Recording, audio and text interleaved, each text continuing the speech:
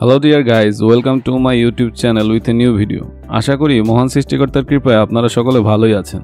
এতক্ষণ যে বাইকের ইন্ট্রোটা দেখলেন সেটা আমারই স্বপ্নের পালসার N160, যা কিনা আপনাদের দয়ায় অবশেষে কিনতে সক্ষম হয়েছি। তো চলেন বাইক কেনার জার্নিটা আপনাদের সাথে একটু শেয়ার করি, কোথা থেকে কিনলাম, কিভাবে কিনলাম সেটাই একটু আলাপ করি আজকে। তা আমরা নাগাবাজার থেকে বের হয়ে প্রথমে চলে আসি শালনা বাজারে, সেখান থেকে চলে আসি গাজীপুর চৌরাস্তা। আমার বাইক কেনার টার্গেট ছিল মিরপুর 60 ফিটে অবস্থিত বাজাজ ফেয়ারের শোরুম থেকে, সে কারণেই বসুমতীতে উঠে মিরপুর 2 নম্বরে নামি আর সেখান থেকে চলে আসি 60 ফিটে বাজাজের শোরুমে।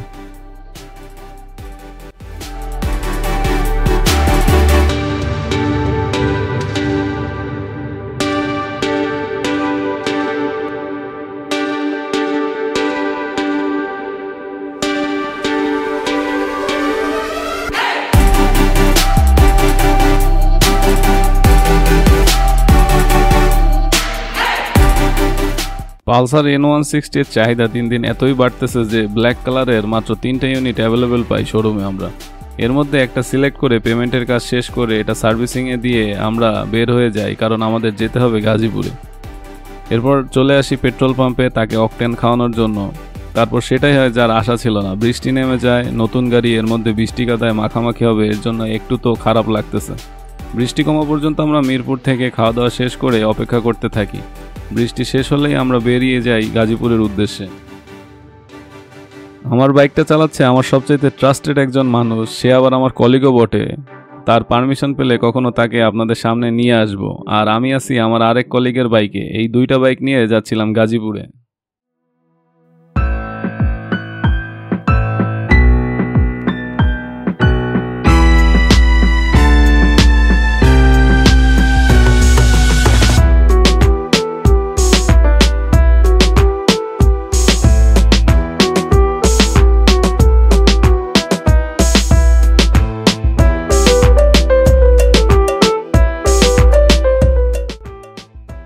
এরপর আর ভিডিও করার সুযোগ হয়নি। গাজীপুরে আসতে যে রোডের অবস্থা আর সাথে ছিল বৃষ্টি, তাই একবারে সোজা ক্যাম্পাসে চলে আসি। এরপর বাইকটা হালকা একটু ওয়াশ করে ওই দিনকার মতো বাসায় চলে যাই।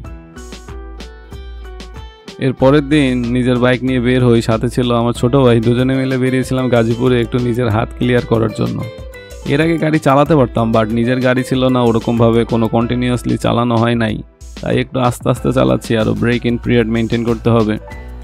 বাজাজ তাদের শোরুম থেকে বলে দিয়েছে ন্যূনতম 2500 কিলোমিটার পর্যন্ত আরপিএম কোনোভাবেই 5000 ক্রস করা যাবে না, তাই সেভাবেই মেনটেন করে চালাচ্ছি। আপনাদের অডিয়েন্সদের যদি এই ব্যাপারে কোনো আইডিয়া থাকে তো কমেন্টে জানাতে পারেন, নতুন রাইডার হিসেবে আমার অনেক সুবিধা হবে। এখনও মোটোব্লগিংয়ের কোনো সেট আপ কিনতে পারি নাই, বাইক কিনতে গিয়ে একদম পিওর গরিব হয়ে গেছি। আশা করি সামনে কিনবো আস্তে ধীরে। এভাবে কয়েকদিন ভিডিওগুলো একটু দেখেন আর একটু ভিউজ বাড়ানোর সাথে সাথে সাবস্ক্রাইবও করেন। একজন বিগিনার হিসেবে এটুকু তো চাইতে পারি আপনাদের কাছে।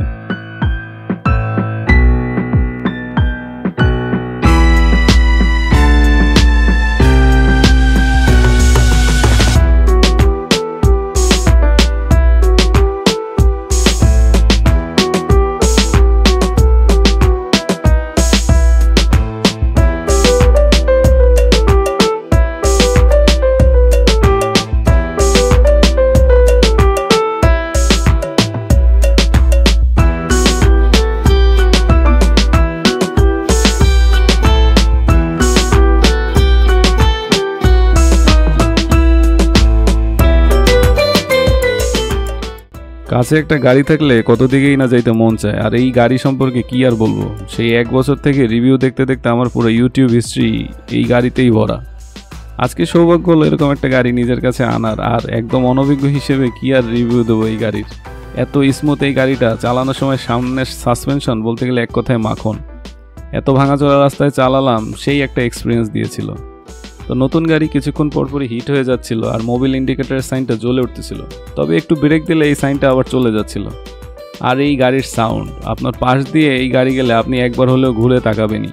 আর আপনি যখন এই গাড়ির ইঞ্জিনটাকে পুশ করবেন তখন এই সাউন্ডটা আপনাকে একটা অন্যরকমের অনুভূতি দিবে। তবে এটাও ঠিক, বেশিক্ষণ ধরে চালালে একটু মাথায় লাগে।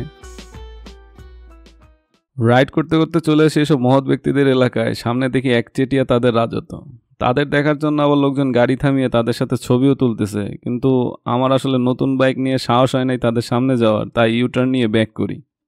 এই ছিল স্বপ্ন পূরণের একটা গল্প, যা কিনা এতদিন পরে আপনাদের সাথে অবশেষে শেয়ার করতে পারছি। ইউটিউবে আসাটা একটা ড্রিম ছিল, আর মোটোব্লগিং করাটা একটা প্যাশন। এমন একটা সময় ছিল জানেন, যখন চাকরির পড়াশোনার প্রিপারেশন নেওয়ার জন্য সারাদিনই পড়াশোনা করতাম আর সৃষ্টিকর্তাকে একান্ত মনে ডাকতাম যেন নিজের ইচ্ছাগুলো কখনো পূরণ করতে সক্ষম হয়।